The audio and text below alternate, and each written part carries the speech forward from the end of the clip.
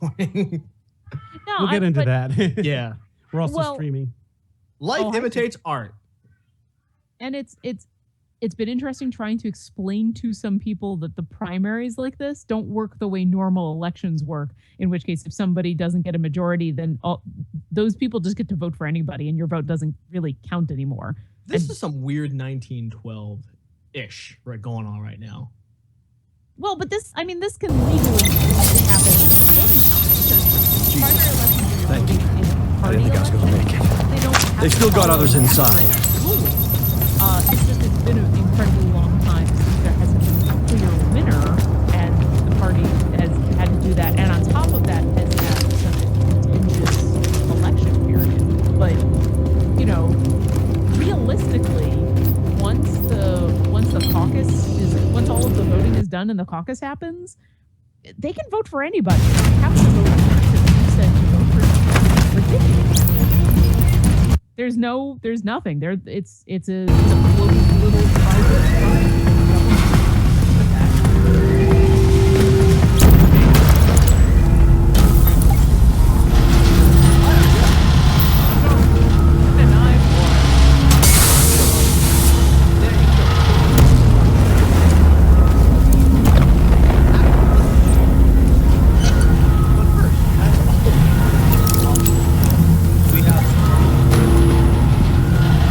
Here to do a little something that we call This Week in Geek. How are you, Lauren? I'm doing good. Luke made some rice pudding that is kind of delicious, and it's sitting over there, and I want to have some more. So I'll do a very quick This Week in Geek. Let's talk about the bad news first. MacGyver.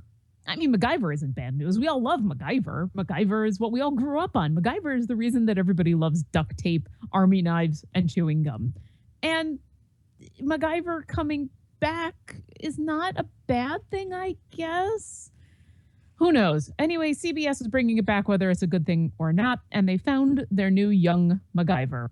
X-Men co-star Lucas Till is a 25-year-old actor who will be playing the title role in CBS's drama pilot MacGyver, which is being billed as a reimagining of the 1985 series.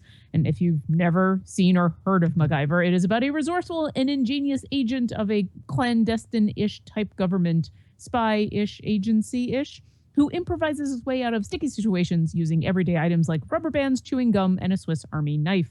It starred originally the immaculately coiffed Richard Dean Anderson with amazing hair, who also is one of the main reasons that for a very long time I wanted to have a Jeep and I wanted to live on a houseboat.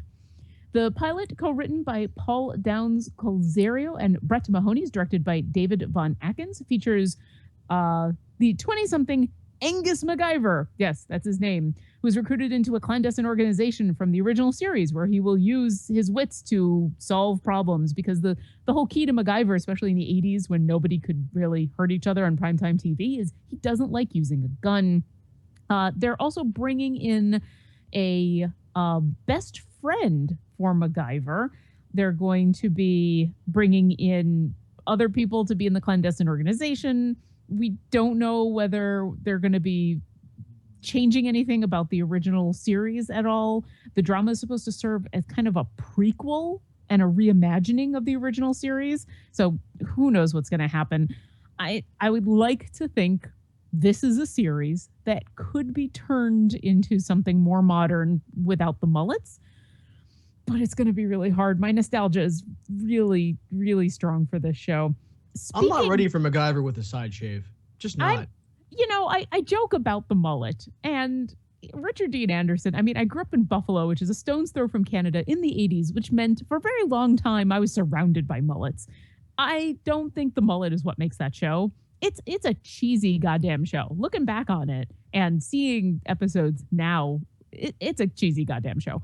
But it was so much fun, and it was so earnest, and it took the whole, we want to have kind of fun, quirky spy dramas with a little bit of humor, but we can't actually hurt anybody, to this whole unique level, and is the reason we have the verb to MacGyver things. So if they want to try again, why not? What's the worst that happens?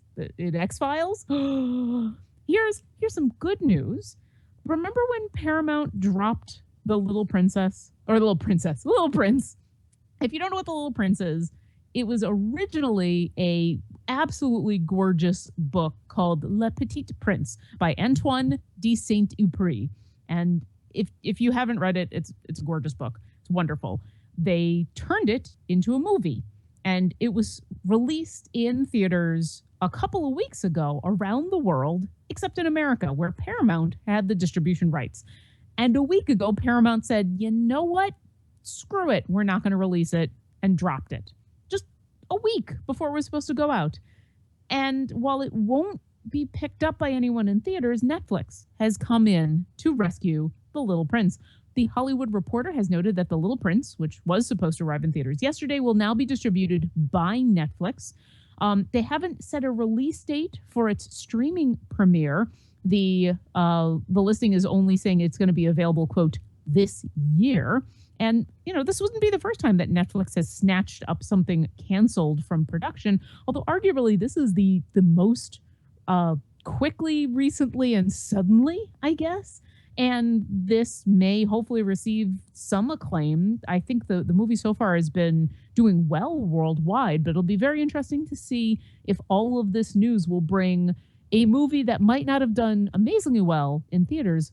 It might do incredibly well on Netflix just because of the notoriety alone. I know I'm probably going to take a look at it. Finally, also a couple weeks ago, we talked about how China has been on a very, very socialist tear recently. Very, very communist party stuff with their buildings. They've been really, really pissed off at architecture gone wrong, dun, dun, dun, which basically just means cool, different architecture that aren't squares or rectangles. Well, recently, China has decided that they're extending their reach to geographic names that they consider foreign or quote unquote bizarre, especially for residential compounds. State media is quoted for saying that the civil affairs minister on Tuesday will, quote, stem irregularities in naming the country's roads, bridges, buildings, and residential compounds, targeting arbitrary uses of foreign and bizarre names. Certain types of names will be targeted, including names that damage sovereignty and national dignity, names that violate the socialist core values and conventional morality, and names that induce the most public complaints. End quote. Now, if you're saying to yourself, that sounds really broad and not at all easy to police and very subjective, yes, that's correct. And that's what happens in a communist state. As China has modernized and opened further to the outside world, such foreign names have become popular, especially for upscale residential compounds, as a way of showing the people who live there that they're international and sophisticated. Capital city Beijing, for example, is home to an apartment and villa compounds named after Palm Springs, Park Avenue, Beijing Riviera, and the Beijing Yosemite. But the minister said that such names were the result of, quote, chaotic name-changing practices, end quote, and is going to be changing those names. So now China is going to be slowly filling with really boring buildings named in the most boring fashion. That's all for This Week in Geek. I'm Obo Crazy, and the name of This Week in Geek will soon be changed because it's considered in China too bizarre. The world is indeed a strange place, and hopefully not so bizarre that China bans it at some point. Well, that sounded a lot better in my head than it came out. Please don't ban me. Anyway, yeah, they can't all be winners, but you can be a winner if you send a fact to Lauren at obocrazy.com and send her a fact about something going on in the world. And if it's user submitted, even bad, even good, we'll give you a shout out on our Glib Shark Twitter, which is at Glib Shark. And while speaking of Glib Shark, you can go to that website, which is, surprise, surprise, glibshark.com, full of all of our content, classic interviews of Late Night Jenga Jam featuring people like Hannah Hart, cartoonist Kate Beaton, Bernie Burns from Laser Team, or just classic Buttcast with just us sort of, shooting the breeze. And then the latest hotness, Dungeons and Dragons of Drunks, which episode 16 should be live on our Glib Shark feed. You can subscribe to us on iTunes, by the way. Ah, man, but wow, that was an intense commercial right at the beginning of this show. I'm impressed. Well, it's just amazing inventions. I'm channeling my inner infomercialist. Just trying to do my best Billy Mays. Hey, It slices, it dices, makes julienne fries. I suddenly want julienne fries. Yeah, me too. What do we do about that? Apparently, we're going to have an episode where we all go out to eat. Sounds good. Man, that's another thing we could do. Like, for our, I think we're talking about possibly doing some sort of... the signal from a first wave 8. I wouldn't mind someone taking a stab at writing a Greenest Christmas, featuring a Christmas story with our D&D characters. That would at least be less creepy than somebody writing fanfic about us, because I don't know about you, but I'm a real person. I don't want people writing fiction about me. But hey, write as much as you want about the fictional characters of our D&D universe. I don't know. It may not be canon, but it'll be fun. Come on, you guys. It's Shadow's first Christmas. Or what is the Christmas equivalent in the D&D world? You don't know. There isn't really a Christmas equivalent, although there's winter festivals depending on what version of the D&D universe you're in. I know if you've been watching Critical Role, in their universe, they do a Winter's Crest festival. But yeah, they're I mean, this is going to sound like D&D is heathen or something, but there isn't a Jesus, so there isn't a Christmas. Surprise, surprise. Keep the Saturn in Saturnalia, you guys. Hey, you're going to have to talk to Jules because Bernie's the one who would know about those kind of religious holidays. Aww. I don't know. Winter special kind of thing. I don't know what to get Shadow for winter special. Get a knife in the back. Thanks, Bernie. That's not nice to say. I would think extra bonus points for expanded universe characters, where if you try and write yourself into the fanfic and you give yourself Deus Ex Machina level powers. Okay.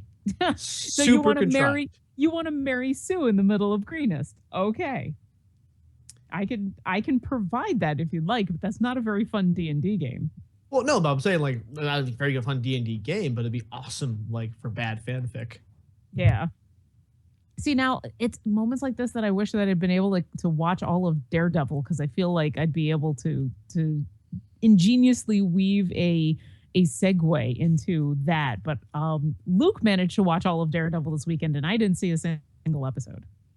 I'm only 4 episodes in myself. I'm trying to finish it off sometime this week, but it's a busy week for me, going into Easter and all that, so we'll see. Yeah. Oh, do you have any plans for Easter besides, praying? Well, aside from the many, many hours of church required of all Mullingar Catholics, looks like Saturday I may be doing a family photo with my in-laws. So, cool. Got to figure out, I might go to the barbershop for a shape up, just to get my beard and my hair is all on fleek, as the kids say. And I got to pick up a suit from my parents. I have a charcoal suit, but my wife wants me to wear a black suit, so and this is sort of embarrassing at my age to still have stuff at my parents that I have to go get, but c'est la vie. Listen, I believe I'm older than you, and I still have stuff at my parents, but it is a giant tote of books, which would be incredibly expensive to ship to me. So, I mean, it happens. We are human beings who drop stuff everywhere, and you grab it when you can. At least you're in a position that you can drive over and pick it up. That's true. It's only 45 minutes as opposed to 3,000 miles. Yeah. I'm kind of tempted just to actually do a road trip to Buffalo, pick up your books, and then send them out, drive out to Seattle just to deliver them to you. Hey, listen, if you want to do that, I will welcome you with open arms. All I suggest is don't come during the winter, because crossing the mountains by car, it sucks. Oh, yeah, I wouldn't do it in the winter months, but I'm thinking about that awesome road trip I took about 6 years ago. I'm thinking it might be time to sort of repeat it. Maybe this time I bring some company. I can say, if you would like to come on to the Seattle area, we have a rather comfy futon, and you are welcome to stay as long as you like. Jonathan, the same goes for you. Yay. Yay, trips to Seattle. But yeah, it is a giant tote, which is what's left of what started as 3 totes of books that I've very slowly over the years, especially over the last couple times that I've gone to visit, managed to condense it down into one large tote of books that I just I can't get rid of. I want them not just because they're good books, but for also the sentimental reasons. So, but a tote of books, those are heavy, and even at media prices, that's a lot of money to send a bunch of books. So one of these days, I'm going to either come up with the money to have it shipped, or my parents will take another road trip. We're hoping to go visit in Buffalo in the summer, my parents, because we haven't visited since I've been married, and they kind of want us to come visit for some reason. So maybe I'll leave some extra space in my luggage and bring back a couple books, and just very slowly transport them over years. Just like bring back 2 or 3 books. I don't know. Let me know which weekend you go. I might be able to time a trip back around the same time. Yeah. Well, right now there are 0 plans. There's Gotcha. because money. I'd imagine if I had to pick a date, it'd probably be August at this point, because that is my most dead month for everything. The theater I work at is completely dark in August. Most symphonies that I play with, and most symphonies in general, are completely dark in August. It'll be at least a month after RTX, so hopefully we'll have recovered some funds. It is still several weeks before PAX, and it would be pretty much the only time I could think of that we'd be out there. So heads up, anybody in the Buffalo, Niagara area in the month of August, let me know, and we can do a meetup or something. A Glib Shark meetup, Niagara Falls. Nice. Why not? Oh, I meant to ask you, do you think there's going to be I don't know what the company's called. There's Button Mash or Luke McKay Incorporated or Micro Squish. Is there going to be stuff at the RTX this year? Luke, you need to incorporate. Luke McKay Incorporated. Write that down. Copyright Luke McKay, 2016. That is Luke literally received his green card yesterday. He literally has a physical card that is green.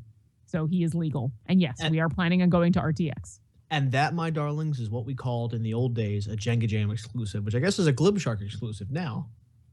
You heard it here first, kids. About it. Damn it. Well, not exclusive. It's our first. It's mostly exclusive, but yes, he officially has his green card after almost 2 years and thousands of dollars. He is now a fully legal resident of the United States, and we can stop proving to the government that we love each other. And now we can just have sex. I don't know why I laughed just now. But so yes, our plan is to definitely be at RTX. He's going to be getting hopefully he'll be getting a booth, and we've got our hotel-ish arrangements are settled. The only thing that hasn't been settled yet are our flights, which I'm hopeful, as both of us have birthdays incoming, that what we can convince our various friends and family is to. I know my family has some airline points that maybe I can get for my birthday. That's my hope. So, Mom, if you're listening to this, guess what? She's not listening to this.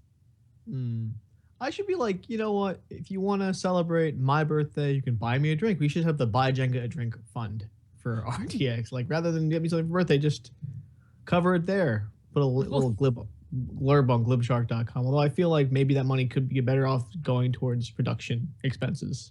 We'll start a Patreon, a Glib Shark Patreon. 33% of the funds will go to getting me to RTX. 33% of the funds will go to buying you drinks, and 33% of the funds will go to whatever Jonathan wants. What does Jonathan want? I don't know. Aw. Why Jonathan's so not good, in a good mood at the moment. What's the matter, champ? Oh. No, just it was a rough day at work, and I'm really tired. Okay. Would you like to talk about anything in specific, or shall we continue to prattle on about airline miles? Nah, you go ahead. All right. Airline miles. So yes, we will definitely be at RTX. I've also already submitted for the D&D panel, and I know you, Jonathan, submitted for the Glib Shark panel, and hopefully there will be panels aplenty.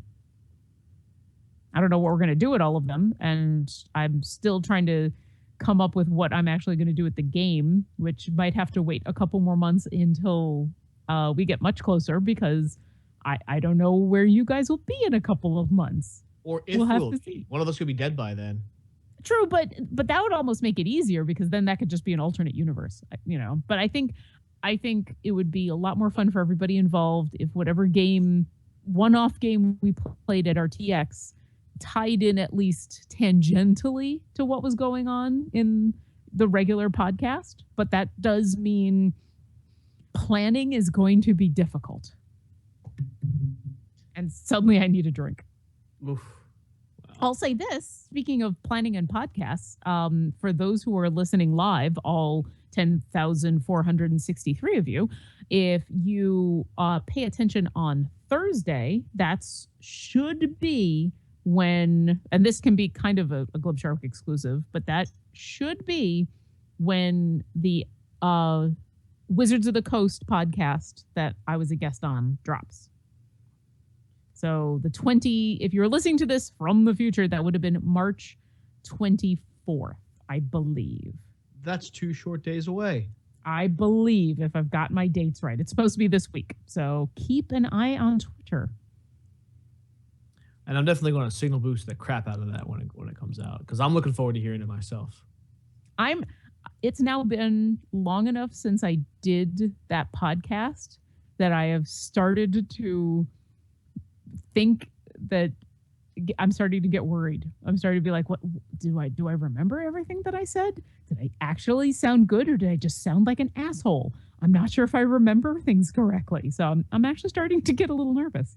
Well, I love that sometimes when I listen to the D&D episodes before we play our actual game, because I know we play ahead, and you're usually about, I guess, a month ahead of wherever we are when the episodes come out. It helps me to remember stuff like, for instance, does Willerin still have my sword? Which apparently he does. He does. God You didn't damn, ask for it back before he left. I should have. I think we ended the episode right when he left, and I didn't have Yes. a chance to. So I got to hunt that guy down. But you do know that you didn't have a special sword or anything. You could just get another sword. Yeah, but it's just the principle of the matter that, he was all afraid, and then I get he was kind of stressed out or whatever, but come on, man. Common courtesy is you return a sword. Well, he did say that he was going to see his family in Waterdeep. So if you ever make it to Waterdeep, you'd at least know that there is an elf somewhere in that giant city with your sword. Waterdeep. So how close is that to Greenest? Not close at all. Oh, well, closer than Glenmar, I'll bet.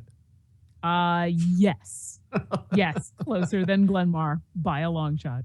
But we shouldn't spend the whole episode talking about D&D. What else have you been up to this week? Oh, man. Well, just personally sort of happy that meat is back on the horizon, especially since... So everyone knows that people who know me know that I typically give up meat for Lent. It's one of the practices of my specific flavor of Catholicism that adults are required to do that. So I do it. We can still eat fish, so it's not a huge a deal.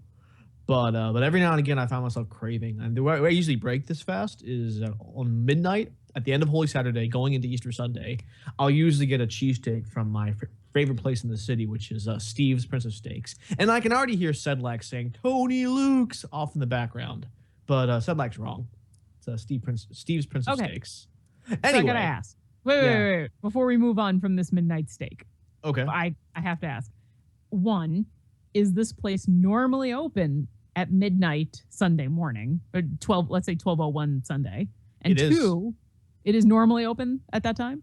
Oh, yeah. Yeah, like a lot of the major cheesesteak places, they tend to be open because a cheesesteak, by its nature, is one of the ideal foods at absorbing alcohol when the clubs close out at 2 o'clock at night. So that's when they kind of make their money. That's why I think that's how the cheesesteak got to be popular, because it was like one of the perfect foods to eat like at the end of the club. Like I guess in Austin, what I usually do is when the Buffalo Billiards closes out, I'll go get one of those kielbasa sausages or something, or a giant slice of pizza. Or in Toronto, I'll get like a giant slice of pizza from Big Slice. That kind of thing. Lots of grease, lots of fat, lots of meat, lots of cheese. It's like just your body's naturally craving that stuff. It's not great for you, but it tastes delicious, especially after the clubs close out. So now it is now 12:01 Easter Sunday morning. Normally on a Saturday night, Sunday morning, you would go to this cheesesteak place and it would be filled with the cliche drunk ass people. at 12:01 Easter Sunday morning? Is it filled with reasonable people in very nice dress who have just been lenting for a month and suddenly need a cheesesteak? Decent mix. Like 12 o'clock isn't that bad for drunk people because they're usually still in the clubs or whatever. So, and I usually get it like around 11:30 and then come home first. So it has a little time to cool down, and then it's not that bad a crowd. And usually, the most of the times I go, it's pretty empty.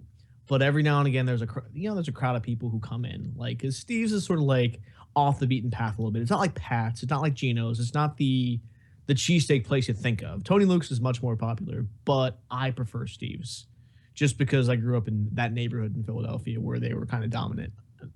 I still love the mental image of a cheesesteak place, Easter morning, just like dozens and dozens of people standing outside the doors waiting for midnight so that they can, break their fast and go in and get a cheesesteak. And that's the thing. It's not like super well-dressed people ready for Easter Sunday who just want to have some meat. And not a ton of people like give up meat. Like in the Roman Catholic mainstream church, you're only required to give it up on Fridays during Lent. So those people can eat cheesesteaks whenever they want. They're not really missing them as much. I mean, my church is like less than 0.5% of Catholics worldwide. Not even that many. Like it's like 500,000 worldwide, maybe less than 10,000 in this country. So we're not a huge church by any stretch of the imagination. But I don't think I've ever seen anyone from once in a while I'll see somebody from my church at Steve's, but like it's exceedingly and abundantly rare.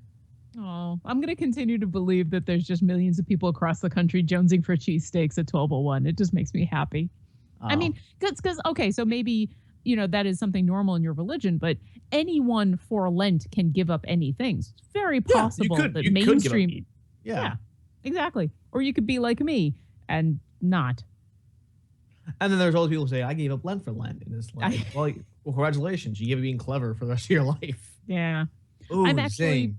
Ooh, yay. Hashtag no one's ever thought of that. Jenga. So I got to work Easter Sunday, but I am playing for Holy Thursday for the second time in a row. I have a gig playing at a local church that I've actually played quite a bit at. Okay. And so that's always fun because they do the whole, I'm specifically playing for the wash their feet ceremony, which is. Oh, those are awesome. I love Yeah, those are always kind of both creepy and cool. Also, if I remember correctly, because it has been a year and I do a lot of their special events, this is also the one in where they bring out all of the fun, giant, holy oils and potions and things. Breaking out the good stuff. Yeah. All I remember from last year, and I may be misremembering which ceremony this is, but during this celebration, Holy Thursday, they processed in one at a time with these very large, gorgeous potions is the only way I can describe them. Glass decanters filled with 3 different liquids. And one of them was some kind of holy oil.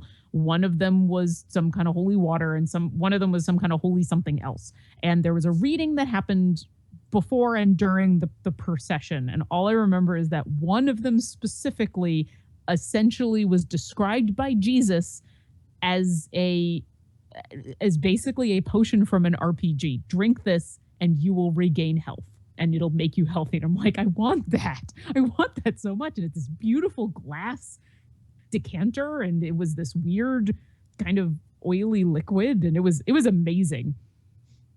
And those are the kind of things, like when I have to go play for churches, not being a member of that church, that's the kind of thing I love, is the mysticism aspect, is watching them bring out the good china. It's amazing.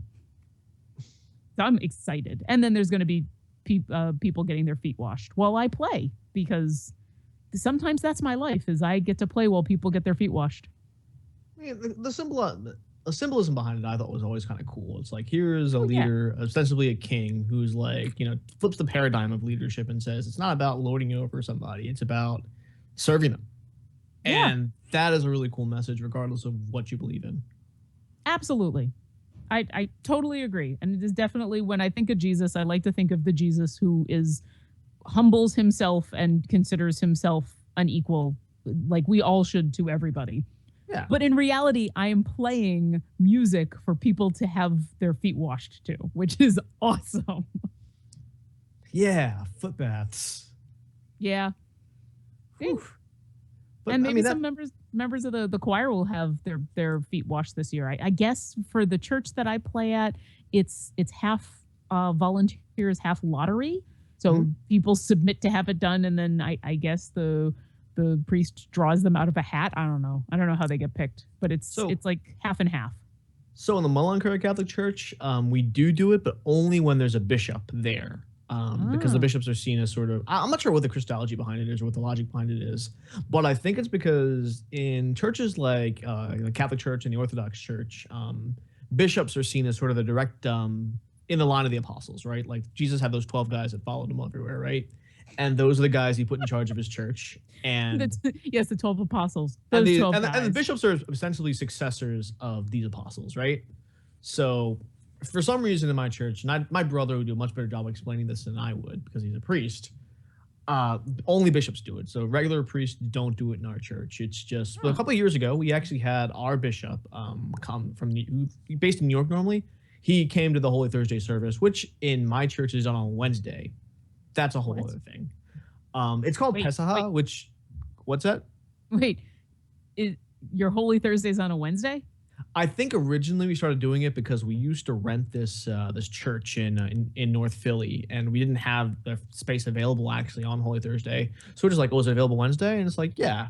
So I guess we just do it Wednesday. But then my mom told me that when she was a kid, she would do it on Wednesday too. And it's like more of a vigil kind of thing.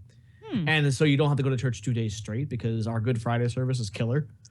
It's 6 hours long. It's we feel particularly bad about it. I'm sorry, you said killer, and I thought you meant like in the awesome sense, like, oh, this is amazing. Not it's in killer. the awesome sense. Like Metallica was killer, and then you went 6 hours and went, oh shit. I meant in terms of the ordeal, not so necessarily in terms of actually killer might not be the right word to use on Good Friday, in retrospect. But that's neither here nor there. Oh my God, so, we're all going to hell, and I don't even. And I'm Jewish, so I don't believe in hell. But we're all going to hell after this. It's okay. I believe it enough for all three of us. Okay. But anyway, no, Jonathan hasn't participated in this part of the conversation. He hasn't. He's notably quiet, so he's okay. He's gonna be hanging out with Jesus in the afterlife, being like, "Those two dumbasses. They just had to like talk smack in the middle of about Holy Thursday." He's gonna be playing like table games with like St. Peter up there. It'll be like Dominion, like you win again at Dominion, St. Peter, or something. But yeah, like the other cool thing that's happening coming up really soon is that so me and my dear friend Travi, we've known each other for like 15 years, and the message board from which we first got acquainted, like we know other people from there, and one of those people is actually coming to America for WrestleMania of all things, but he's making a quick stop in Philadelphia, so I'm gonna get a chance to hang out with him, and he's from Wales. And I've never met anybody from Wales before. Any specific plans? Are you taking him on the usual Philly route of things to do if you're a tourist, or are you just literally? Hang out? I think we only have time for a cheesesteak. I think it's a Monday, but if it's not a Monday, we'll have more time. Okay. But yeah, I mean, we're just gonna get a cheesesteak. There's a Steve's downtown, so we'll probably just swing by there real quick and we'll hang out for a bit and show them a little bit of the downtown. I think City Hall's fairly close to there, and Philadelphia City Hall, you remember it, but it's actually really, really cool. It's this huge like stone masonry building, and if you look at it from a certain angle, it looks like William Penn is standing at attention. If my listeners follow my meaning. I have pictures. It's the kind of statue that would be banned in China. Yeah. But man, freedom of religion. That statue, I remember coming for an RT Philly years and years and years ago and getting pictures of that statue. And then just a couple years ago, for your wedding, getting another picture of that statue and telling Carly and Nathan all about that statue, and then insisting that we go get pictures of that statue. Oh man, it's the best I can't even imagine all the shenanigans that went down that weekend while I was busy, trying to get everything ready for my wedding. Listen, I had to rehearse and perform for your wedding, so even I can't imagine all the shenanigans that went on. That's true. And honestly, like there's actually a recording of one of the recordings we use as a reference for how to say the English Mass in our liturgy. Comes from my wedding, basically. And the first thing you hear, of course, is your oboe, which is Aw. kind of awesome. Oh, And I thank I think you. about all the stuff that happened that day was like, to be honest, like I think any wedding feels like it's organized chaos to some extent. Like there's only things you think you could have done better or planned a little bit better or Mhm. could have went crazy or maybe you closed the bar a little earlier than you're supposed to. Oh gosh. But Listen, I'll say this: if you ever are in a weird position and have to prove to the government that you and Anju really do love each other, you have a leg up because you had this giant wedding with 20 million pictures and spent a lot of money. Because in all of the times that Luke and I have had to prove our love for each other, the fact that we did not do that because it was expensive and we didn't have the time, and so we just kept it small and intimate. In America, a lot of people equate that to, well, then you must not really love each other. that's stupid. That's It is. totally not true. I mean, the reason we did a wedding so big in part was because our parents both wanted on both sides. I think if Anju had gotten what she wanted, it would have been a much, much smaller affair. And Yeah.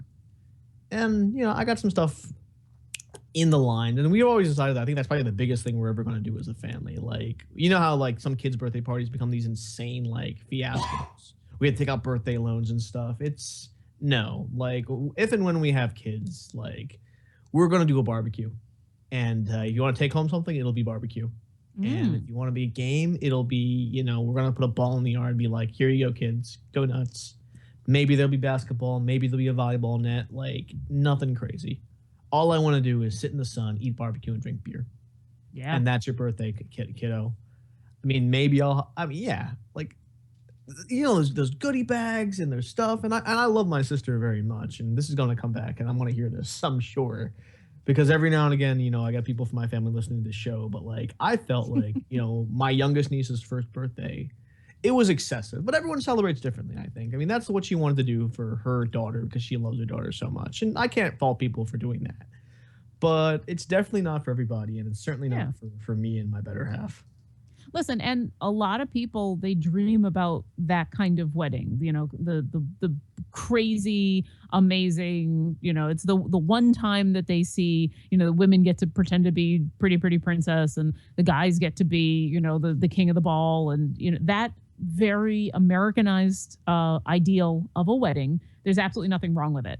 And I've been to many of those, and I shouldn't say many. I've been to enough of those for dear friends and family to know that those are special affairs that will stand out for those people.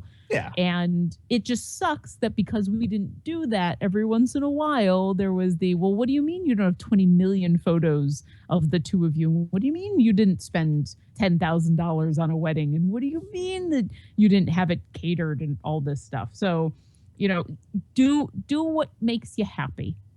I certainly, I'll say this: if we had the money, we probably would have done something slightly bigger. Right. So I'm not trying to be a hypocrite. We kept it small for a bunch of reasons, but one of them was money. I honestly, like, all that stuff, the bells and whistles, it's just like noise. If people have an issue with the way you did your wedding, like, well, no, when you guys get married, you go do you. It's fine. Yeah. It's less, and just the random people are like, well, what do you mean you didn't? Who cares? Whatever. Yeah, right. But the moments when the government wants, the stylized pictures of your wedding and wants to know about the cake that you had and the this and the that and the other thing as like tangible proof of your love, that's when things get interesting. See, I'm just imagining Michael Kelly from Person of Interest and House of Cards as this creepy government official, which he always is. I feel like every time that guy is on anything, he's always like this creepy government guy. And he's the kind of guy I can imagine, like, being the person you ask all these questions to make sure that everything's on the up and up. It's like, I get to watch. And it's like, no, that's not cool. Get out of here, Stamper.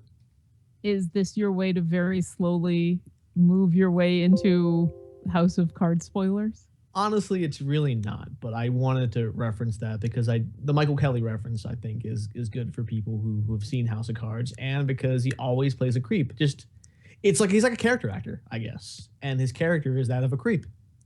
No offense, I've never seen him play like a hero or anyone even like friendly or anything. But no, he's just this really kind of cold, like unsettling, usually government type.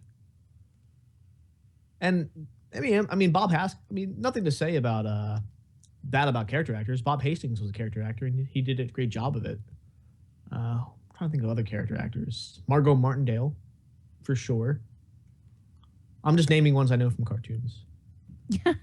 Bob Hastings, of course, was the voice of Commissioner Gordon from Batman the Animated Series, and Margot Martindale may have done other things. I wouldn't know, but mainly I know her from her work on BoJack Horseman. Listen, if you want to talk about House of Cards spoilers, I'm perfectly fine with that. I will just silently slip away because I've seen maybe 2 or 3 episodes and they've all been just for random reasons, either the first or last episode of seasons. So I really know very little except for like giant spoilers. Well, it's up to Jonathan. You ready, man? Yeah. Okay. If you're listening, you have 5, 4, 3, 2, 1 before we get into spoiler talk. Oh man, so Claire and Frank are Darkwing Duck now. You referenced that. I don't understand that. What's the last line of the season? Do you remember what it is? No. We bring the fear or something. We are the terror. And everyone he said that, I just thought in my head, that flaps in the night. And I'm like, wow. It's a legitimately scary thing, but ruined by my deep cut like style of memory. I mean, Darkwing Duck was not an obscure cartoon by any means of the imagination. I think it was a staple of the Disney afternoon for most of the 90s. Still, I think it's a return to form for the show. I think this is the best season since season 2. 3 kind of stumbled. It definitely did some different things. I was trying to come up with a list of stuff that I wanted to talk about, and I don't know. It was fine. I still didn't like it nearly as much as the first season. I think that I don't know. It was tough to put my finger on. There were definitely times when it was exciting to see what would happen next, especially when Frank gets shot. That whole sequence of Lucas going nuts and then the attempted assassination and losing Meacham. I thought that was by far the best stuff of the season. And definitely compelling.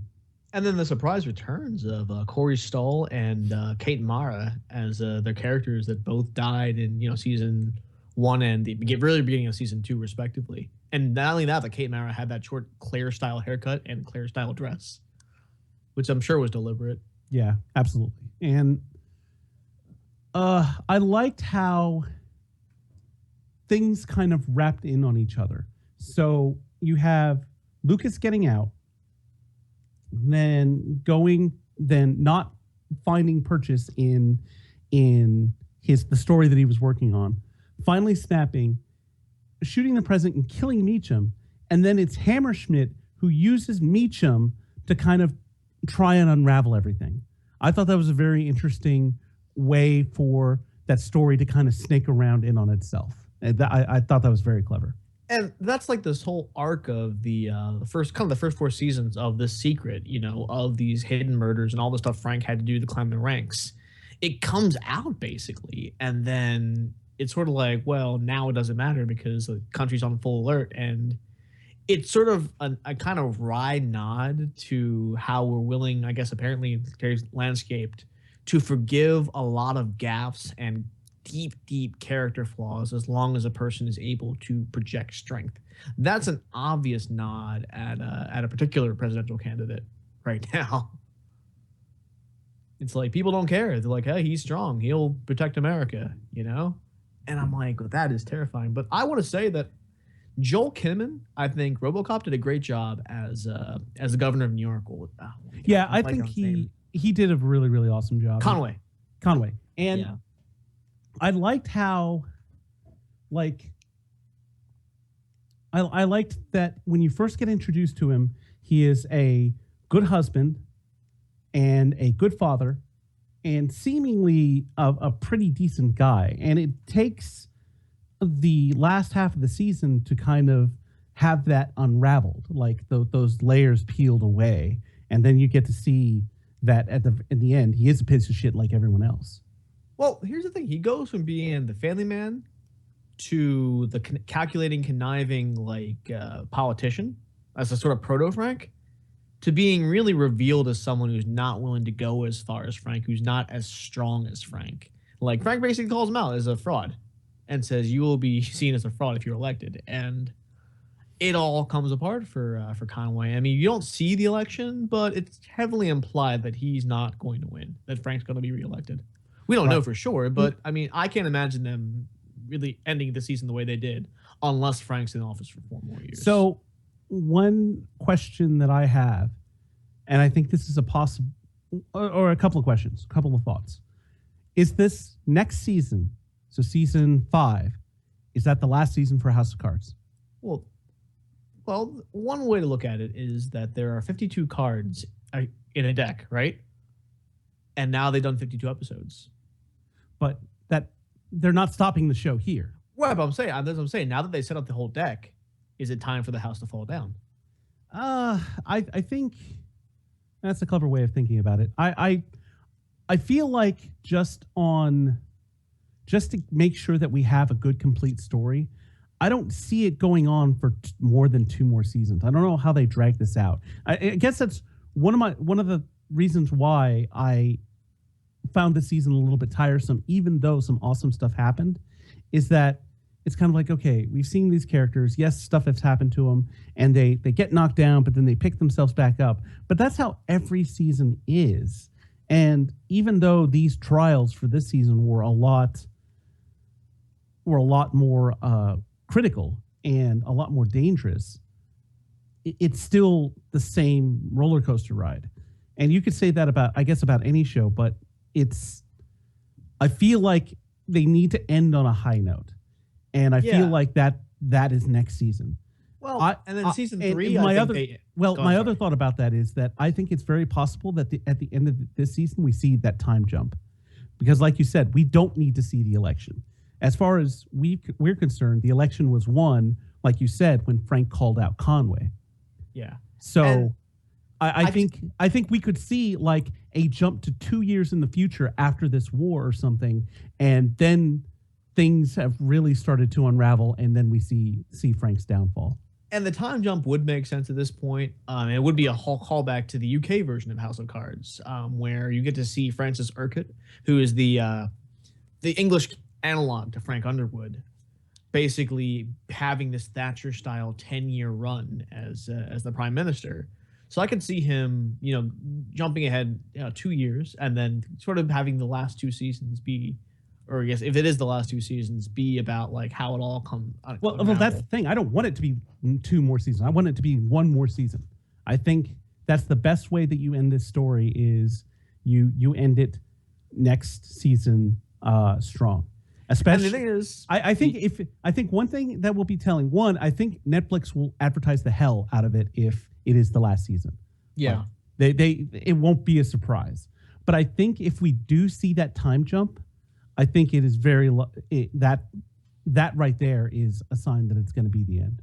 And the time jump is kind of the thing you do in the last season. We saw it with Parks and Recreation. We saw it with UK House of Cards. We see it with a lot of television shows, actually.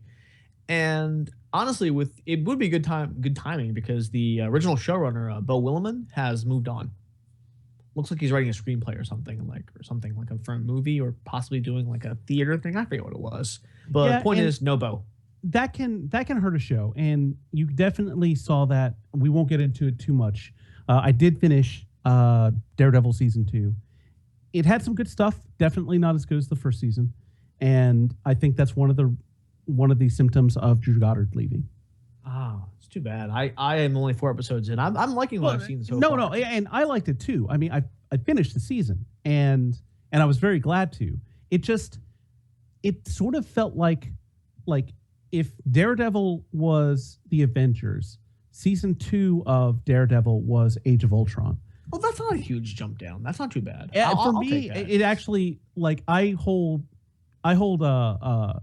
Avengers in a lot higher opinion than than Age of Ultron.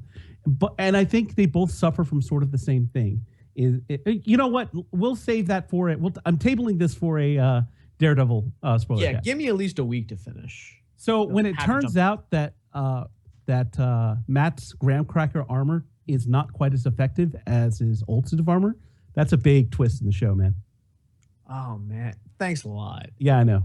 So at the end of the season, he gets dumped in a vat of milk. Anyway, so moving on, because that was a really terrible joke and we shouldn't dwell. Wah, wah. One thing I did, I am just, Frank and Claire are just really, they're complex, terrible people. And it's really surprising that Tom, who, as both of them admit, know them way better than they're comfortable with,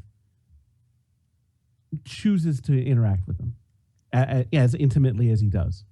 I think it's like a fascination. It's like a train wreck kind of thing where it's horrific, but you can't look away, and it's something. And you apparently can't help but put your penis in it. Well, sure. Vigorously and repeatedly. Well, and the other thing we forget is Tom is also kind of a fraud. Like, he didn't write his first book. No, it's still floating out there, but people treat him with a lot of reverence. And I was really underwhelmed with the First Lady's speech. They kept talking about how it was going to be awesome. And then at the end, they were like, oh my God, that was so great. And I'm sitting there going, that was okay. I've done better stuff in Toastmasters. Although I feel like Robin Wright is kind of like, she's moved into like co-starring billing. Like at first the show, season 1 was basically Frank's story, right?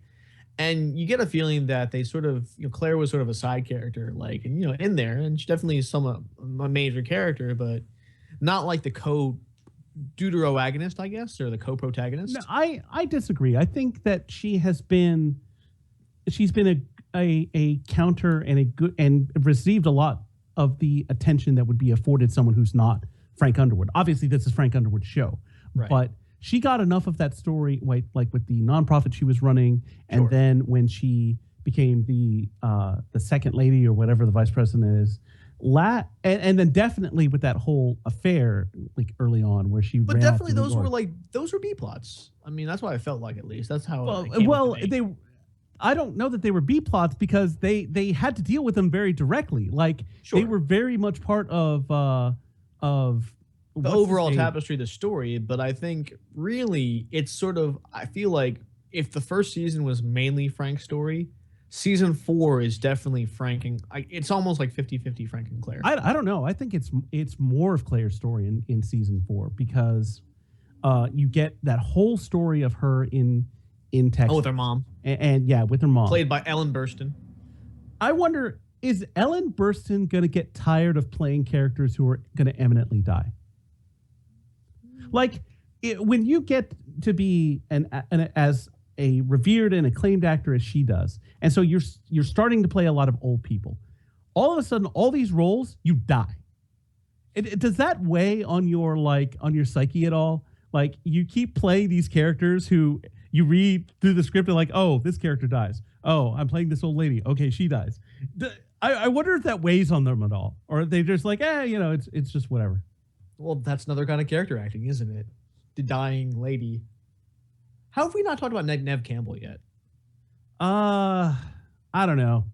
I was kind of over Ned Campbell. I mean, she was all right, but I wasn't as enamored by her as maybe that show wanted me to be. It was sort of like with the First Lady's speech. The show wanted me to be like blown away and stuff, and I was like, yeah, it was all right. And then the worst part about it was that, like, she gives a speech and it's fine, but everyone's like, oh my God. So it was like the overreaction to this speech that was okay was kind of silly. It's just like, why does everyone think this is awesome? I mean, it's fine and it was well done, but it's not like, oh, I get it. It's not this watershed. It's like a Captain Phasma kind of thing.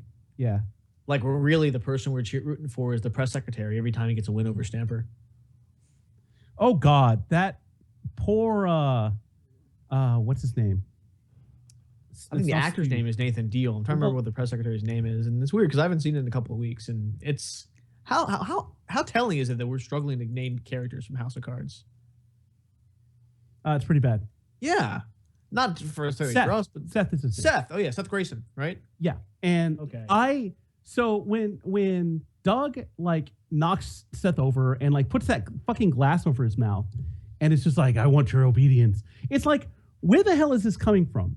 Like Doug's character was kind of all over the place for me, and then he had that thing, whatever it was, with that kidney donor's widow wife. of the guy he basically killed. Yeah, it's like, but I think the most bizarre thing about it is that she was totally into it. Like, from what I could tell, she was reciprocating everything that Doug was throwing her way. Well, she didn't know though, did she? No, she didn't know. But here's this guy who donates like $5,000. Then all of a sudden, you're talking on the phone, you're having coffee, you're hanging out in each other's house, and you're nigh canoodling in a car. Weeks after your husband's died. Yeah. I don't know. I can see like a little bit of fraying at the edges. Like Stamper's had a pretty significant arc last season, and now we kind of see him as a sort of, and I'm sort of saying like Lobo, that he's kind of like the actor. Michael Kelly's kind of typecast as a creep. Have you ever seen Person of Interest before? Nope. So in the first season of Person of Interest, which stars the guy from Lost, Ben Linus, and Jesus from Passion of the Christ, which is Jim Caviezel. That whole show is about like this sort of surveillance system that the government has that monitors everything, but it's protected because only the computer knows. Only thing the computer gives out is a social security number. It doesn't give out like all the details. Monitors everything, but only gives you a number if it's a person of interest. So in the first season, he's like a CIA operative who's like enemies with the main character, and he always plays a creep. He's always a government creep. But yeah, like. Definitely, I think the strong points of the show were, Frank and Claire. Less so, Stamper. And then we had the whole thing where, at this point, Molly Parker's character, the whip, Jackie Sharp, and Remy, they seem like also rans. Like they're kind of just like, okay, they're there.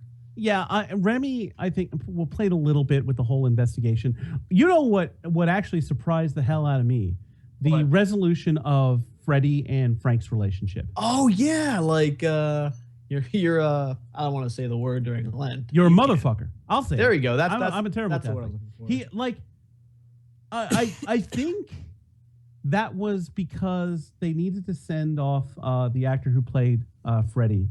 They needed to send him off, and they needed him to have one last thing. Wait, why? Why did Reggie Cathy need to leave? Are they going to make more Fantastic Four movies? Well, no, but obviously not. But obviously not. I think, and that's another character that has kind of run his course. Like, yeah, you don't really need Freddy anymore. And this explains why. Like, he recognizes what Frank is and sees through his bullshit. Like he and Tom are two of the few people, and Claire, who really know Frank Underwood. And what you see is like, it speaks to Freddie's character how much he dislikes Frank, but still won't rat him out. Well, that's the whole part of the anti-snitching kind of culture. That could be a cultural thing. Like, just as much as he hates him, he ain't gonna do it. Not out of any loyalty to Frank, just because that's not what you do. Yeah. But man, I only bring up Fantastic Four because I had my first Redbox experience this weekend. I never used the service before. So this weekend we rented Fantastic Four, Straight Outta Compton, and The Last Witch Hunter. Straight Outta Compton was obviously the best of the three of them. That movie was really, really good. I just loved how funny it was. And I realized that the guy who played Ice Cube is Ice Cube's son. Yeah. Well, we can save that. We probably should have brought that up during the show proper. I should have brought up that I'm seeing Batman Superman on Thursday. Oh, cool. I've heard things like some people actually say it's better than I expected, and other people say it's like kind of like even Wonder Woman couldn't save it. Like, so I don't know. It's one of those things where it's like, I think I explained it before. It almost feels like a geek obligation than it does something I'm excited to see. My cautious optimism has kind of crossed over to actual optimism, and mainly because it's the first time I'm going to be able to use reserve seats in my IMAX. Oh, nice. So at least there's something else to look forward to. And I think Jesse Eisenberg's performance as Lex Luthor might be the hallmark of that. That's like, I'm predicting that right now. That he's going to be the best part of that movie. Yeah, well, we'll see. Yeah. Well, I'll have a full report report how it is next for week. Sure. But So okay, I as we were doing that, I looked up on Rotten Tomatoes, uh-huh. and it's not good. Uh-oh. Batman Superman at the moment is running a 40% on Rotten Tomatoes. Wow. How is the DC does such a great job with television and, you know, has been fumbling the gate at movies, whereas Marvel has kind of a mixed, like, I think their Netflix offerings have been amazing, but the ABC is kind of lackluster. Well, I think one of the reasons why, and we can end the show on this, Yeah. is that Agents of S.H.I.E.L.D. feels more connected to the Marvel Cinematic Universe, and I think suffers because of it. Whereas the Marvel or the Netflix series don't feel as connected, not nearly as connected, Right. and they are better for it because they kind of tell their own story. I can see that. It's like when you write the Avengers book, like you kind of have to keep in mind 5 or 6 or 7 things that are going on. But the best Marvel comic books tend to be the ones that are kind of in their own corner, which are ironically books like Alias, Jessica Jones, or Daredevil, or the one or Punisher that happen in their own like little nooks where they're in the same universe, but they rarely, you know, spill over into something else. Right. All right. Well, we should probably wrap it up. Yeah, our sound producer is Jonathan, CNC Music Factory, Cerna. I can't say something funny right now. Sorry, man. I probably should have picked something from the show. Like our sound producer is Jonathan. Nah, whatever. I tried it. It's not there. Chalk it up to well, you know, it's a good book arc to the show. Me fumbling a joke at the beginning and fumbling a joke at the end. It gives us a sense of thematic cohesion. Just like our announcer, Bob Ball, who you can follow on Twitter at BobBallVO. Our music is done by Linnea Boyev, and on behalf of Jonathan Cerna, Lauren Urban, and the entire Glib Shark staff, this is Jack Edithville saying good night, good health, and run away if you want to survive.